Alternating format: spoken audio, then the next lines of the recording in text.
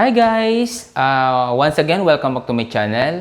And for today's video, update lang tayo dito sa mga nagawa na dito sa ating bahay. Kung papansin nyo, medyo madalang yung upload ng videos natin. Kumbaga, naging busy tayo ng mga nakaraang araw kasi syempre, kailangan natin na mag-ipon muna para pang tustos o dun sa pagpapagawa ng ating bahay. Pero ngayon, may mga nagawa na naman, may mga update na. So, ipapakita ko na sa inyo kung ano-ano ang mga ito. Isa sa mga updates natin na nasabi ko before na yung ating area na to o itong sa balcony natin ay kailangang malagyan ng bintana para at least kahit sarado yung pinto natin ay mayroon pa ring natural light na papasok. So, yon nagawa na natin, na pabakbak na natin para at least malagyan na natin once na nagka-budget tayo ng salamin dito.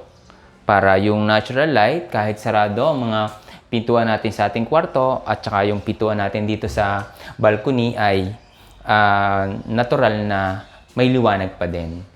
Kahit patay yung mga ilaw natin ay natural na may liwanag na pumapasok sa ating bahay. So, yon, napagawa na natin at kumbaga kulang na lang ito ng skim coat para totally maayos bago natin palagyan o pa-installan ng salamin.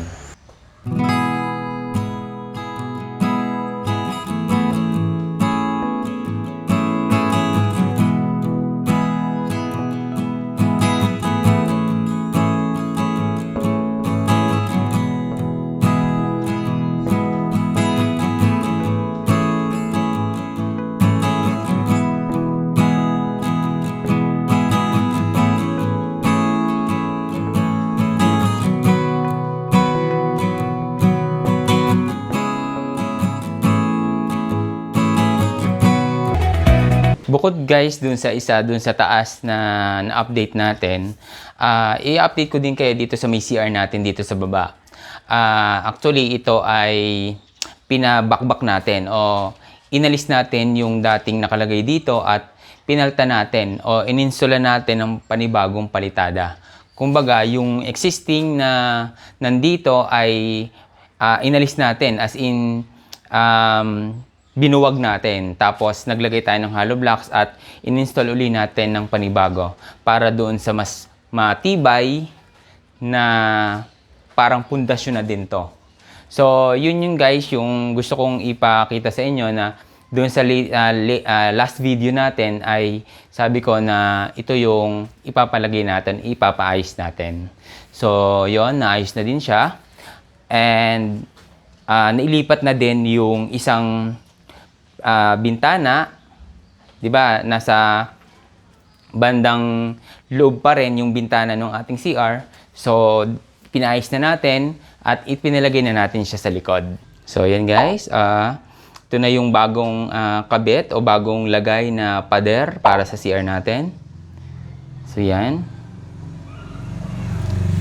Ito ba panibagong pader yan para mas matibay at mas yung safety natin ay kumbaga ang una nating kailangang asikasuhin. So yan, magkabilang pader yan ng CR natin ay pinabakbak natin at pinalta natin ng panibagong pader. Tapos yung ating bintana dito sa side nito before ay dito na natin siya inilagay. So yun guys, ito na yung CR natin sa baba. So yun, tulad ng nasabi ko kanina, ipinalipat na natin yung bintana dito sa side na to na before ay nandito siya. Kasi buong ito, palitada, pinalta natin para sa mas matibay at kumbaga pundasyon na din ng ating slab sa second floor natin. So kumbaga mas matibay na siya. So yung ating safety ang una dapat nating unahin. So yun guys, nakita nyo na yung update natin sa ating bahay. Sana ay ma-inspire kayo at panoorin nyo ang videos na to. At sana ay tuloy-tuloy ang pagpapanood niyo. Don't skip ad para sa revenue natin. So yun guys, kung hindi ka pa nakakapag-subscribe, please do subscribe and click the bell button para updated ka sa lahat ng mga videos natin. Thank you guys!